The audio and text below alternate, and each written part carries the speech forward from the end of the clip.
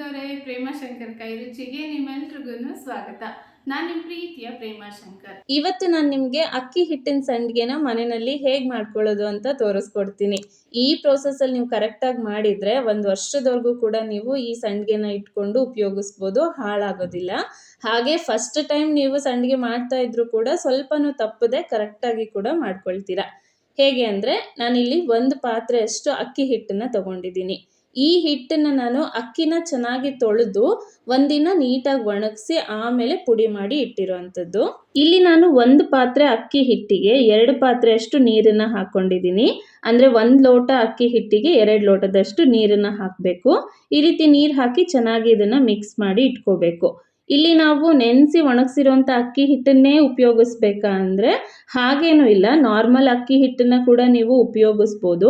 ಆದರೆ ಈ ರೀತಿ ನೆನೆಸಿ ಒಣಗಿಸಿರೋಂಥ ಅಕ್ಕಿ ಹಿಟ್ಟಿಂದ ಮಾಡಿದ್ರೆ ಸಂಡಿಗೆ ತುಂಬಾ ಕ್ರಿಸ್ಪಿಯಾಗಿ ಬರುತ್ತೆ, ಹಾಗೆ ಟೇಸ್ಟ್ ಕೂಡ ಚೆನ್ನಾಗಿರುತ್ತೆ. ಹಾಗೆ ನಾವು ಸಂಡಿಗೆಗೆ ಗಂಜಿ ರೆಡಿ ಮಾಡ್ಕೊಳ್ಳೋದಕ್ಕೆ ಒಂದು ಸ್ವಲ್ಪ ದೊಡ್ಡ ಪಾತ್ರೆನೇ ತಗೋಬೇಕು.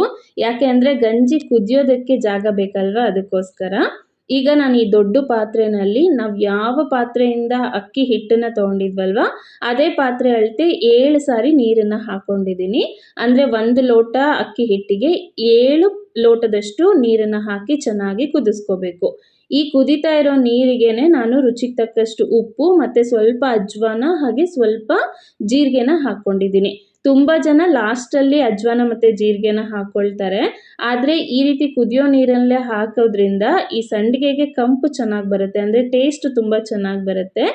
ನೀವು ಲಾಸ್ಟಲ್ಲಿ ಈ ಜೀರಿಗೆ ಮತ್ತು ಅಜ್ವಾನನ ಹಾಕ್ಕೊಂಡ್ರಿ ಅಂದರೆ ಸಂಡಿಗೆ ಸ್ವಲ್ಪ ಬೆಳ್ಳಗೆ ಬರುತ್ತೆ, ಅಷ್ಟೇ ವ್ಯತ್ಯಾಸ.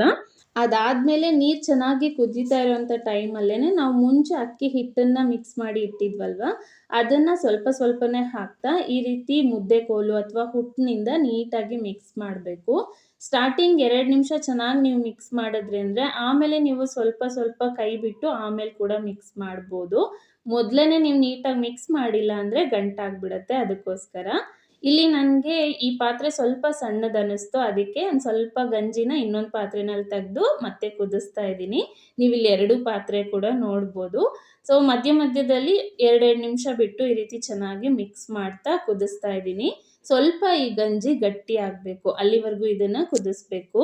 ಹಬ್ಬ ಹರಿದಿನ ಇದ್ದಾಗ ನಾವು ಅದೆಂಥದ್ದೇ ಸ್ವೀಟ್ ಮಾಡಿದ್ರು ನೆಂಚ್ಕೊಳ್ಳೋದಕ್ಕೆ ಸೈಡಲ್ಲಿ ಸಂಡಿಗೆ, ಚಕ್ಲಿ, ಹಪ್ಪಳ ಈ ರೀತಿ ಏನಾದರೂ ಇಲ್ಲ ಅಂದರೆ ಆ ಹಬ್ಬದ ಊಟನೇ ಕಂಪ್ಲೀಟ್ ಆಗಲ್ಲ ಅಲ್ವಾ. ಚೆನ್ನಾಗಿ ವರ್ಷಕ್ಕೊಂದ್ಸರಿ ಬಿಸಿಲು ಬಿದ್ದಾಗ ಈ ರೀತಿ ಮನೆಯಲ್ಲಿ ಸಂಡಿಗೆ, ಚಕ್ಲಿ ಅಥವಾ ಹಪ್ಪಳಗಳನ್ನು ಮಾಡಿ ಇಟ್ಕೊಂಡ್ರೆ ವರ್ಷ ಪೂರ್ತಿ ನಾವು ಅದನ್ನು ಯೂಸ್ ಮಾಡ್ಬೋದು. ಈಗ ಇದು ಚೆನ್ನಾಗಿ ಕುದ್ದಿದೆ, ಇದನ್ನು ಸ್ವಲ್ಪ ತಣ್ಣಗಾಗೋದಕ್ಕೆ ಬಿಡ್ತೀನಿ. ಯಾಕೆ ಅಂದರೆ ನಾನು ಪ್ಲಾಸ್ಟಿಕ್ ಕವರ್ ಮೇಲೆ ಹಾಕ್ತಾ ಇರೋದ್ರಿಂದ ಇದು ಸ್ವಲ್ಪ ಉಗುರು ಬೆಚ್ಚಗಾದ್ಮೇಲೆ ನಾನು ಹಾಕ್ತೀನಿ. ನೀವು ನಾರ್ಮಲ್ ಆಗಿ ಕಾಟನ್ ಬಟ್ಟೆ ಅಥವಾ ಪಾಲಿಸ್ಟರ್ ಬಟ್ಟೆ ಮೇಲೆ ಹಾಕೋದಿದ್ರೆ ಆ ಬಟ್ಟೆನ ನೆನೆಸಿ ಬಿಸಿ ಇರುವಾಗಲೇ ಹಾಕ್ಬೋದು. ಈ ಗಂಜಿ ಸ್ಟಾರ್ಟಿಂಗಲ್ಲಿ ಹಾಕುವಾಗ ತೆಳ್ಳಗೆ ಇರುತ್ತೆ, ಹಾಕ್ತಾ ಅಂದರೆ ಇದು ಪೂರ್ತಿ ತಣ್ಣಗಾಗ್ತಾ ಗಟ್ಟಿ ಆಗಿಬಿಡುತ್ತೆ. ಹಾಗಾಗಿ ನೋಡಿಕೊಂಡು ಹಾಕ್ಕೊಳ್ಳಿ. ಪ್ಲಾಸ್ಟಿಕ್ ಕವರ್ ಮೇಲೆ ಯಾಕೆ ಹಾಕೋದು ಅಂದರೆ ಈ ರೀತಿ ಸಂಡಿಗೆನ ನಾವು ಎಷ್ಟೇ ತೆಳ್ಳಗೆ ಹಾಕಿದ್ರೂ ಕೂಡ ಬಿಡಿಸುವಾಗ ಈಸಿಯಾಗಿ ಬಂದುಬಿಡುತ್ತೆ. ಬಟ್ಟೆ ಮೇಲೆ ಹಾಕಿದಾಗ ಅದನ್ನು ಬಿಡಿಸುವಾಗ ಸ್ವಲ್ಪ ಕಷ್ಟ ಆಗುತ್ತೆ, ನೆನೆಸಿ ಆಮೇಲೆ ಬಿಡಿಸ್ಬೇಕಾಗತ್ತೆ. ಇನ್ನು ನೀವು ಇಲ್ಲಿ ನೋಡ್ಬೋದು, ನಾನು ಇಲ್ಲಿ ಸ್ವಲ್ಪ ದಪ್ಪನೇ ಹಾಕ್ತಾ ಇದ್ದೀನಿ ಈ ಸಂಡಿಗೆನ. ಯಾಕೆಂದರೆ ಇದು ಪೂರ್ತಿ ಒಣಗಿದಾಗ ತುಂಬ ತೆಳ್ಳಗೆ ಅನಿಸುತ್ತೆ. ಇನ್ನು ಇದು ಸ್ವಲ್ಪ ಬಿಸಿನೇ ಇದೆ ಅಲ್ವಾ, ಈ ಟೈಮಲ್ಲಿ ಸ್ವಲ್ಪ ದಪ್ಪ ಹಾಕಬೇಕು. ಇನ್ನು ಗಂಜಿ ತಣ್ಣಗಾದಾಗೆ ನೀವು ತೆಳ್ಳು ಕೂಡ ಹಾಕೋಬೋದು, ಬಿಡಿಸುವಾಗ ಅಷ್ಟೇನು ಕಷ್ಟ ಆಗೋದಿಲ್ಲ. ಇನ್ನು ತುಂಬ ಜನ ಈ ರೀತಿ ಸಂಡಿಗೆ, ಚಕ್ಲಿ, ಹಪ್ಪಳ ಮಾಡುವಾಗ ಅದಕ್ಕೆ ಸೋಡಾನ ಹಾಕ್ತಾರೆ. ಅಂದರೆ ನಾರ್ಮಲಾಗಿ ಅಡುಗೆಗೆ ಉಪಯೋಗಿಸುವಂಥ ಸೋಡಾ ಪುಡಿನ ಹಾಕ್ತಾರೆ. ಅದನ್ನು ಹಾಕಿದ್ರೆ ಮಾತ್ರ ಸಂಡಿಗೆ ನಾವು ಎಣ್ಣೆಲಿ ಕರೆದಾಗ ಹರಳೋದು, ಅಂದರೆ ಉಬ್ಕೊಳ್ಳೋದು ಅಂತ ಅಂದ್ಕೊಂಡಿದ್ದಾರೆ. ಆ ರೀತಿ ಏನೂ ಇಲ್ಲ. ನಾವು ಸೋಡಾನ ನಾನು ಇಲ್ಲೆಲ್ಲೂ ಕೂಡ ಸ್ವಲ್ಪನೂ ಮಿಕ್ಸ್ ಮಾಡಿಲ್ಲ. ಆದರೂ ಕೂಡ ನಾನು ನಿಮಗೆ ಕರೆದು ತೋರಿಸ್ತೀನಿ ಎಷ್ಟು ಚೆನ್ನಾಗಿ ಈ ಸಂಡಿಗೆಗಳು ಉಬ್ಬುತ್ತೆ ಅಂತ. ಸೊ ಇದನ್ನು ನಾನು ಬಿಸಿಲಲ್ಲಿ 2 ರಿಂದ 3 ದಿನ ಚೆನ್ನಾಗಿ ಒಣಗಿಸ್ಕೊಂಡಿದ್ದೀನಿ. ಅದಾದಮೇಲೆ ನೀವು ಇಲ್ಲಿ ನೋಡ್ತಾ ಇರ್ಬೋದು, ಜಸ್ಟ್ ಈ ರೀತಿ ಸ್ವಲ್ಪ ತೆಗೆದ್ರೂ ಕೂಡ ಎಷ್ಟು ಈಸಿಯಾಗಿ ಈ ಸಂಡಿಗೆ ಕವರಿಂದ ಬರ್ತಾ ಇದೆ ಅಂತ ಹೇಳಿ. ನಾನಿಲ್ಲಿ ಒಂದೊಂದೇ ಸಂಡಿಗೆನ ಹಾಕಿ ಕರೆದು ತೋರಿಸ್ತಾ ಇದ್ದೀನಿ. ಇದಕ್ಕೆ ಸೋಡಾನ ಹಾಕದೇ ಇದ್ರೂ ಕೂಡ ಸಂಡಿಗೆ ಎಷ್ಟು ಚೆನ್ನಾಗಿ ಹರಳ್ಕೊಳ್ತಾ ಇದೆ ನೋಡಿ, ಎಣ್ಣೆನಲ್ಲಿ ಹಾಕಿದ ತಕ್ಷಣವೇ. ಈ ಸಂಡಿಗೆ, ಹಪ್ಪಳ ಅಥವಾ ಚಕ್ಲಿ ಮಾಡೋದಕ್ಕೆ ಸೋಡಾ ಹಾಕಲೇಬೇಕು ಅಂತ ಏನಿಲ್ಲ, ಹಾಕದೇ ಇದ್ರೂ ಕೂಡ ಇಷ್ಟು ಚೆನ್ನಾಗಿ ಸಂಡಿಗೆಗಳನ್ನು ನಾವು ಮಾಡ್ಕೋಬೋದು. ಮೇಯ್ನಾಗಿ ನಾವು ಈ ಸಂಡಿಗೆಗಳಿಗೆ ಸೋಡಾ ಉಪಯೋಗಿಸೋದ್ರಿಂದ ನಾವು ಊಟ ಮಾಡಿದಾಗ ತುಂಬಾ ಅಸಿಡಿಟಿ ಆಗುತ್ತೆ.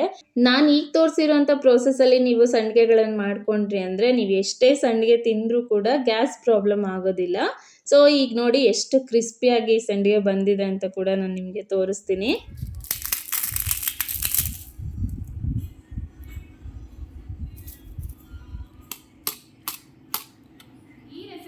ನಿಮಗೆ ಇಷ್ಟ ಆಗಿದ್ರೆ ಮಿಸ್ ಮಾಡದೆ ವಿಡಿಯೋನ ಲೈಕ್ ಮಾಡಿ, ಹಾಗೆ ನಿಮ್ಮ ಫ್ರೆಂಡ್ಸ್ ಮತ್ತು ಫ್ಯಾಮಿಲಿ ಮೆಂಬರ್ಸ್ ಜೊತೆಗೂ ಕೂಡ ಆದಷ್ಟು ಈ ವಿಡಿಯೋನ ಶೇರ್ ಮಾಡಿ.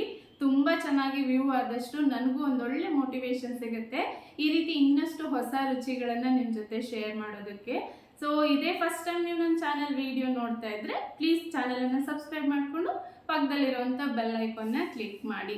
ಸಿಗ್ತೀನಿ ಮತ್ತೊಂದು ಹೊಸ ರುಚಿ ಜೊತೆ. ಅಲ್ಲಿವರೆಗೂ ಪ್ರೀತಿಯಿಂದ ಖುಷಿಯಾಗಿ ಅಡುಗೆ ಮಾಡ್ತಾ ಇರಿ. ಖಂಡಿತವಾಗ್ಲೂ ಎಲ್ರಿಗೂ ಇಷ್ಟ ಆಗುತ್ತೆ. ಬಾಯ್ ಬಾಯ್.